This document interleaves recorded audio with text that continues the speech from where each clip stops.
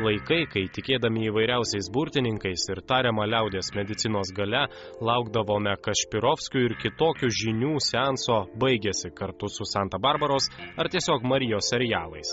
Dabar daug sunkiau įtikinti eilinį žmogų atseit stebuklingomis energijomis ar koduoto vandens galiomis.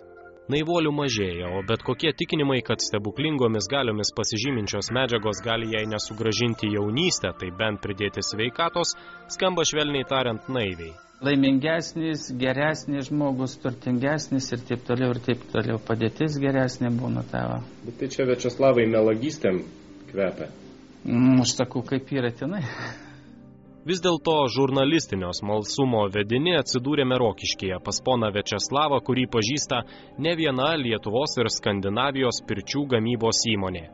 Jis vienintelis Europos Sąjungoje turi leidimą įvežti akmenį, kuris, kaip patys girdėjote, daro žmogų laimingesnį. Prisipažinsime, pirmieji Viačeslavo žodžiai mūsų neįtikino, tačiau tai, ką pamatėme, suintrigavo. Pradėjau aš šitą pirmą amuletą, kai nusipirkau, pas mane po mėnesį jisai pradėjo raitytis. Kas? O žiūrėkit, jisai, jeigu pravesite šitos pusės, jisai buvo čia kampas 90 laipsnių. Dabar kai pravedat, praveskit, jisai išsiraitęs yra. Jaučiat? Nu, bet tai gal jis toks išdroštas ir buvo? Man irgi tą patį savininkas sako, tokį nusipirkai. Sako, tu man nešnekėk nesąmonę. Tada nuvėjau į vaistinę mūsų, pasvėriau, dar po mėnesį. Svoris tas pats, forma vėl pasikeitė. Stebuklų nebūna ir tai, ką rodo ponas Viačeslavas, įrodyta ne vienos mokslo įstaigos. Žadeitas arba imperatoriškasis akmuo ypatingos cheminės sudėties mineralas, kietumu beveik prilygstantis deimantui, tačiau turintis tamprumo savybę. Tai yra galintis keisti savo formą. Akmens paviršius nelygus ir akytas, pro skylutes savo koncentruotą energiją, jis veikia aplinką. Nesupranta. Aš tai vis tiek nesuprantu esmės. Nu gerai, koncentruotas tas akmuo yra, bet tai akmuo kaip akmuo. Energija. Dėl ko dabar žmonės visokias į piramidės daro ir taip toliau. Akmens pavadinimas žadeitas ispanų kalba reiškia šono akmenį, kadaise jis naudotas kaip priemonė inkstų ligoms gydyti. Šių laikų litoterapijos gydymo akmenimis šalininkai teigia, kad žadeitas teigiamai veikia kraujospūdį, stiprina nervų sistemą, švelnina organizmo reagavimą į oro permainas ir netgi padidina vyrų lytinės galias. Ant stuburo reikia dėti, ne? Nu, šitą vietą. Aš, pavyzdžiui, kai pirmą kartą man pasakė, pabandžiau, sakau, ką čia aš pavalgiau, kad man pačio pilvą pradėjo skaudėti. Paskui nuvėjau, įsituštinau, paskui tik tai prisiminiau, jie man sakė, mes kai ant nugaras dedam, paimam medžiagą, užklojam ir po to laikam, pašildytus akmenis. Kiek ten kūnas laika? Kokių 50 gal laipsnių, 40. Aš tiesiai ant kūną padėjau ir palaikiau. Tai reiškia ir paskui šitaip kaip žarnyną įsivalėt savo? Apačia pilva išsivalė ir viskas. Pas žmogų, kas turi didelį rūgštingumą, jį reikia sutrinti ir panaudoti. Ką reikia organizmui, jisai ašchlor, pas mumgi skrandy ašchlor rūgštis jo. Jisai šitą ašchlor išarda, panaikina chlorą ir sumažina rūgštingumą. Kas nereikalinga, jisai išmetam išeis. Tai reiškia, galim ir žarnyną valyti jo keliais akmenį. Neveltui vištos lesa.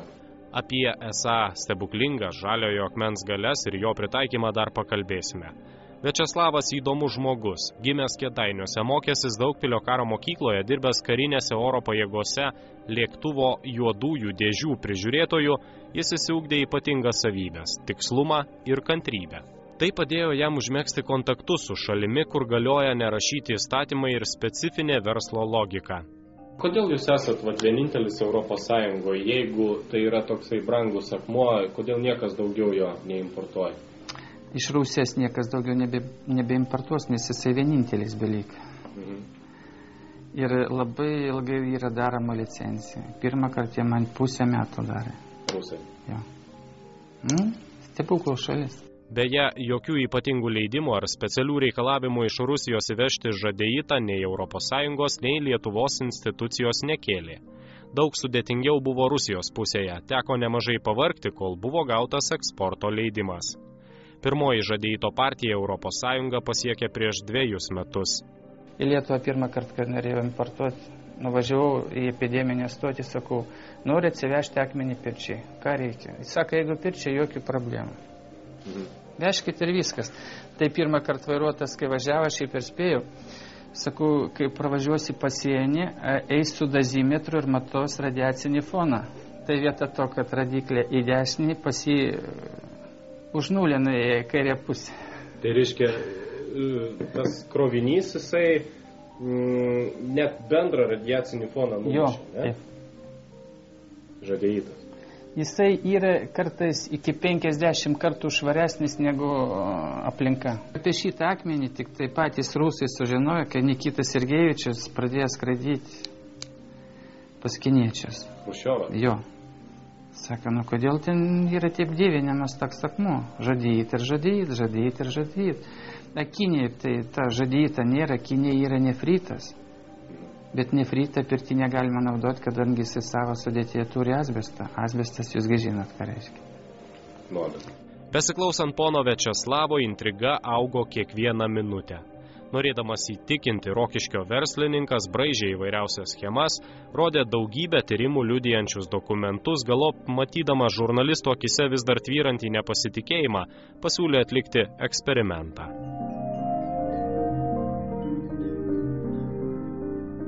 Sutinkat, kad nėra garo?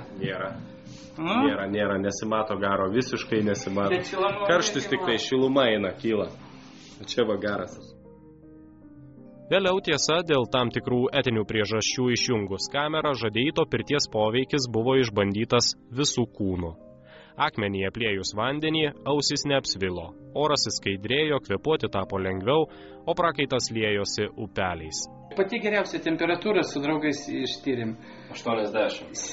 75, 70, iki 80 daugiau. Nu, čia skonio reikalas. Kartą paragavęs negali sustoti, anot Viačeslavo net didžiausi skeptikai pabuvę žadeito pirtyje nuomonę pakeičia. Tai puikiai rinkodaros priemonė, priviliojanti nemažai klientų. Nepaisant didokų kainų, žadeito akmenis renkasi vis daugiau pirties mėgėjų. Pats geriausias akmuo, mano pasiūlymas, kam žadeitas per brangu. Imti akmenį iš durpyno, kur iš vis nebuvo kontakto su oru. Jisai ten jau ne vienas 1000 metų guli, o jeigu tokį akmenį rasit, dėkite apačią.